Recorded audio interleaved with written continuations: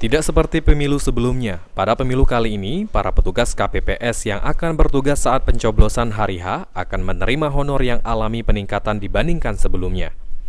Menurut Ketua KPU Sumatera Selatan, Andika Pranatajaya, pada pemilu tahun 2024 untuk Ketua KPPS akan menerima honor sebesar Rp1.200.000, lalu anggota sebesar Rp1.100.000 dan untuk Linmas Rp700.000.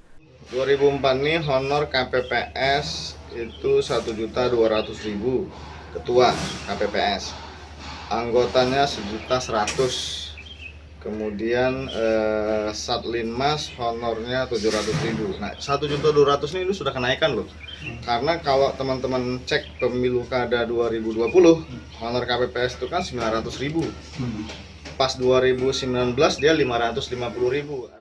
Para petugas KPPS ini sendiri disampaikan oleh Andika akan bertugas selama 1 bulan terhitung sejak tanggal 25 Januari hingga 25 Februari, di mana mereka akan bertugas untuk mengendalikan proses penghitungan suara di TPS, serta menyiapkan seluruh fasilitas di TPS, serta memberikan undangan kepada pemilih.